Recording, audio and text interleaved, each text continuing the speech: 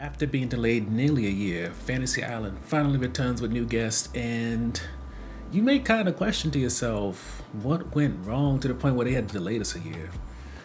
So, for the first topic, we have the cat lady who is Andy, and she comes to Fantasy Island because she wants to know whether or not her cat named Baron loves her. And Elena, with of course Ruby's help her understand that yes, your cat loves you, but he can't be everything for you. You need to get out there, date an actual human being, and when Baron becomes a human, he pretty much reasserts that yes, I love you, but I can't be everything for you because it's overwhelming me, and frankly, your life is boring and sad in a way. So, on Fantasy Island, Ruby hooks up Elena with a man named Harrison, who we don't learn whose actor's name is because I can't find it on IMDb or on the credits. But that aside, those two hook up, and it seems that Andy is back on the path toward dating, and maybe she may date Harrison in real life, maybe not. It's hard to tell whether or not Harrison's a real person or just something the island created, but at the very least, Andy's back on the saddle. Baron reveals, yes, I do love you. You're the food lady, and that's like the highest title a cat can give a human being. So she gets pretty much everything she desired out of this and has a happy ending.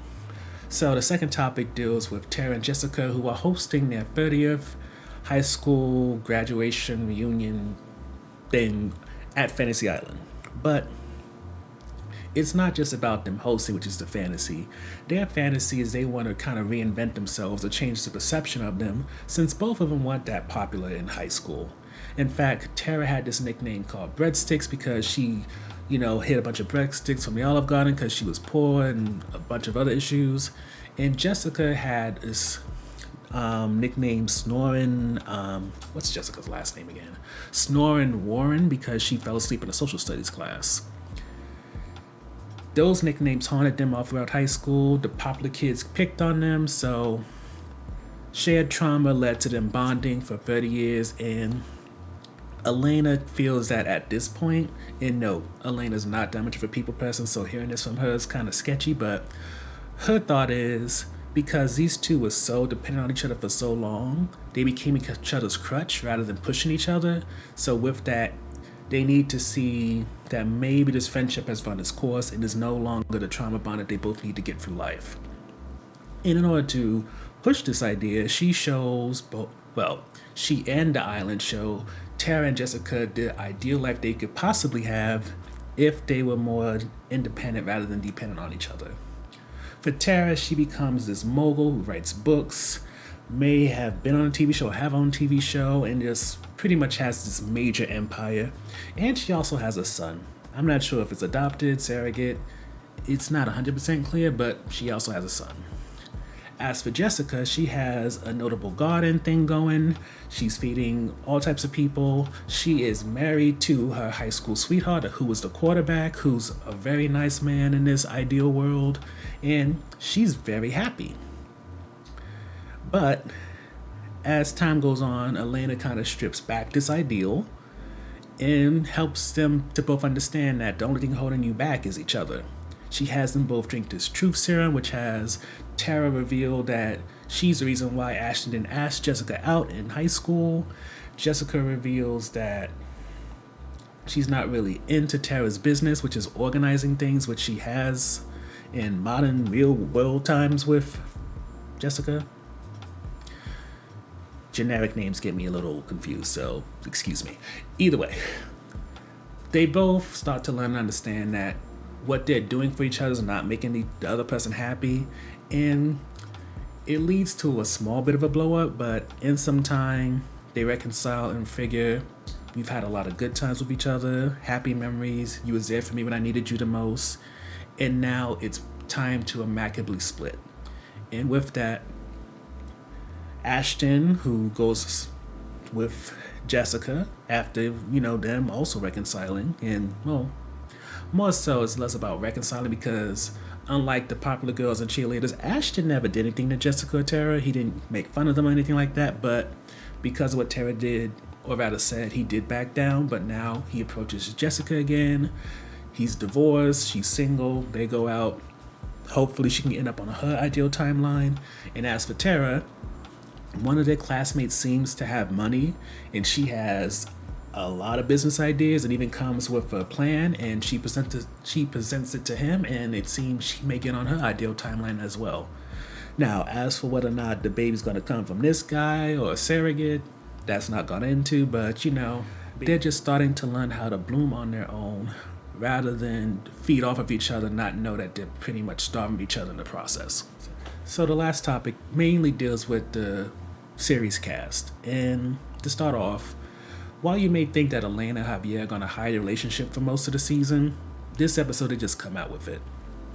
Elena enjoys the sex, she enjoys the chemistry, the conversations, and, to really honor all that they can be, Javier decides to learn how to salsa dance from Segundo since Elena likes to dance.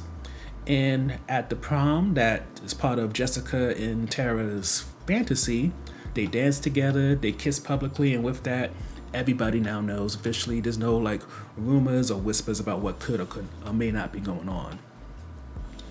But while they're in bliss, unfortunately for Ruby, Gina breaks up with her. Now, it's not 100% clear what led up to Gina breaking up with her. The way it kind of seems, maybe they're writing off Gina so that they can introduce somebody new for Ruby so she can continue her journey into understanding her sexuality. But speculation aside, Gina just feels that she was a safe choice for Ruby, and the way that Gina makes it sound, she wants something that should be a little scary when it comes to love, which I don't know how we should take that, but the way I took it is that she wants the kind of passion, the kind of feelings where she's afraid to lose Ruby maybe, or that maybe she has to really keep things up for Ruby or I don't know. It's been more than a year, so I don't fully remember what was going on with Gina, how she was, but clearly something's going on either with the character or how the writers feel about her, where this could potentially be her exit.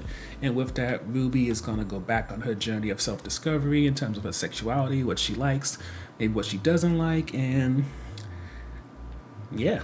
So the highlight for us is that even though it's been a while since we've seen Fantasy Island, and of course question what we was going to get, it delivers a good season premiere right out the gate. When it comes to Andy, Jessica, and Tara, on their own, it's a pretty good storyline for each individual person, and in terms of Tara and Jessica, a good storyline when it comes to their relationship. And on top of that, you could easily connect what's going on with them to what we see going on with the mainline characters who, may not have these huge jumps in terms of development, but things are set up so that you can see where they're going. For example, you could easily correlate what's going on with Andy to what was going on with Elena in the last season in terms of her not really wanting to open up to people too much, her really depending on her pet in order to have love and affection, but eventually opening up to people so that she can have the kind of love that she deserves. Now, granted, Segundo made for a good friend, but Ruby was the one who kind of poked and prod and, gave Elena the space and opportunity to open up so that when a person like Javier came around and really showed his intentions, she was ready, she was willing and able to be all that she can be and get what she deserved. Then, switching things over to Ruby, I feel that when it came to talking about Gina, yes, we don't really get to understand why Gina specifically wanted to break up, but if you look at Tara and Jessica's storyline, you can kind of look at that and see why. The friend energy between Gina and Ruby perhaps kind of mirrored what you see with Tara and Jessica in terms of both sides. Actually, no, it's not both sides. Ruby was definitely dependent on Gina in terms of, she's a baby gay. She's trying to figure out her sexuality. She's trying to figure out what she likes, maybe doesn't like. And while Gina is patient and willing, at the same time, there's a difference between being a mentor and then being a partner. And I think for Gina, she didn't mind, since Ruby didn't seem like she was just experimenting, but, was really, trying to figure herself out and was really committed to having a relationship with a woman, she wanted to see maybe this could become something, that maybe the feelings would spark up. And I would compare that when it comes to Tara and Jessica, and I'm thinking maybe though we trauma bonded in high school, this could be something more than that. This could be best friend, life partner, but as we see with Tara and Jessica, and also Gina and Ruby, while there's a certain love and affection there, it's not something that's meant for a lifetime. It's a reason, a season situation, and as we say in the written review, season relationships, the ones that last longer than you think they would have or should have, because it's been so long, you kind of make that into a lifetime and you start making excuses for any flaws, any issues, and sometimes it just comes to a point where it's better to break it off and just enjoy what you had and keep it moving rather than going through, setting boundaries, resetting expectations, and thinking that, if we have conversations and better communication skills, it'll make for something that can be long lasting, when really you're just pushing down the end of the line further without realizing that in all the effort you're putting into trying to keep this relationship alive, you're losing so many opportunities for either career advancement, personal advancement, or other relationships because you're putting so much time and effort into this one thing that it served you at one time but no longer may serve you anymore. Overall, when it comes to Fantasy Islands finally returning after being delayed a year, it starts off so strong that it kind of makes you wonder what's going on at Fox. I mean, granted, the Disney merger has been a while now, so you can't use the same excuse like we do for HBO and Discovery, so what's going on here? I can't really remember much in the way of Fox's winter season last year, so Fantasy Island should have came back then, or maybe could have came back in the summer, but it didn't. And honestly, that doesn't matter now because it's finally back, and I don't know about you, but I'm enjoying it. Hopefully it keeps this up and doesn't experience a sophomore slump like so many other shows do.